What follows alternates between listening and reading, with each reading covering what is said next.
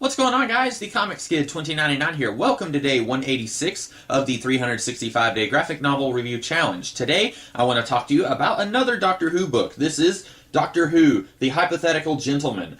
This is written by Andy Diggle and Brandon Seifert, with art by Mark Buckingham and Philip Bond. And there are two stories here. The first story has the Doctor and his human companions going to the Victorian era, where they get involved with a couple of clairvoyants and the titular Hypothetical Gentleman. And then the next half of this book involves the Doctor and one of his human companions being forced to bond with each other over a pint of beer, while the other human companion goes off and has her own adventures. Like I said yesterday, I'm not a huge fan of Doctor Who. I'm familiar with the premise. I know roughly what it's about. It's an alien, he has a spaceship, and he can go through space and time, and then he takes human beings with him, and he goes on adventures. I know what it's about, but a lot of times whenever I read or watch a Doctor Who story, I find myself thinking, this is something that other people enjoy, obviously, because everyone in the world likes Doctor Who except for me, but it's not something that I enjoy. And this book, I feel like it does a better job of explaining to me who these characters are than The Only Good Dalek that I talked about yesterday. But I don't think that it does a good job of making me want to read about these characters, unfortunately. A lot of the characters in this book are very unlikable by the end of the book. The Doctor comes across as very self-involved, like he doesn't really care about his human friends.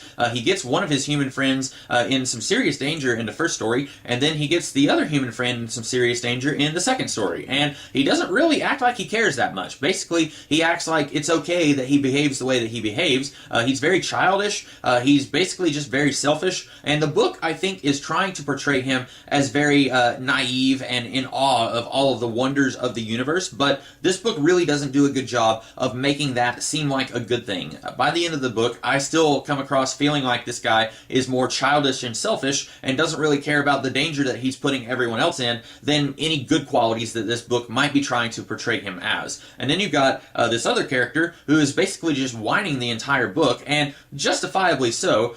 He is with the Doctor, who is a crazy person, and his life is in danger multiple times in this book. So yeah, I can see why he would be whining and why he would be complaining about all the stupid stuff that the Doctor does, but it's also something that I don't want to see him doing for this entire book. I don't want to see a character constantly whining about the situation that he's in throughout the entire book, and that's what this guy Rory does. And then you've got this other girl, Amy. Still don't know a whole lot about her, and I didn't know anything about her when I was reading The Good Dalek, or The Only Good Dalek. But here we find out that she left her fiancé the night before her wedding to go have adventures with the Doctor all across time and space. I feel like that's something that one of our other companions did. Like I say, I'm not a huge fan of Doctor Who, but it seems like one of the other companions that David Tennant traveled with was someone who left her wedding at the last minute.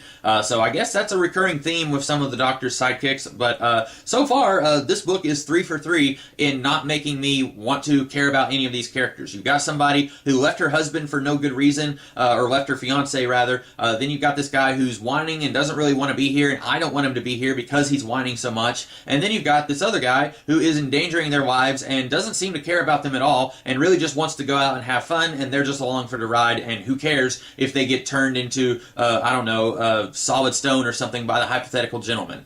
Really, I don't feel like there's anything here for somebody who has never read Doctor Who. If you don't know anything about Doctor Who, you've never watched the show, you've never read anything else about this character, this is not a good jumping on point for you. I do think that it's a better jumping on point than The Only Good Dalek. I think that this does a better job of telling me who these characters are. Unfortunately, like I said, I don't like these characters after this book tells me who they are. Also, I feel like if you are a fan of Doctor Who, this book might actually sound really enjoyable to you. If you have watched the show and you know who the characters of Amy and Rory are, then you're probably really going to like the idea of Rory and the Doctor trying to have a guy's night out, and then they get lost in the TARDIS. That probably sounds really funny to you if you've watched the TV show, but I have not watched the TV show. I really don't know anything about these characters, so that story hook didn't really do anything to lure me in. I bought this at the same time that I bought The Only Good Doctor yesterday, got it for 50 cents, so it really was no loss loss for me, but if I saw this in a store, knowing what I know about it now, I definitely wouldn't pick it up. I'm not saying that it's as bad as The Only Good Doctor. I think it does have some redeeming qualities. I feel like the scene transitions here are a lot smoother than they were in The Only Good Doctor. That book, it was a little rough getting from scene to scene sometimes. Here, I feel like this makes use of the medium that it's in a lot better than The Only Good Doctor did, but I don't think that there is enough good stuff about this book that would make me want to keep reading past this volume if I didn't have this volume for so cheap. So those are my thoughts on The Hypothetical Gentleman. I hope that you guys liked this video, and if you did, be sure to like, share, comment, and subscribe. Don't call because I'm not giving you my phone number. Be sure to like, share, comment, and subscribe, and I will be back tomorrow with a different video. In the meantime, you guys have a great rest of your day. Catch you later.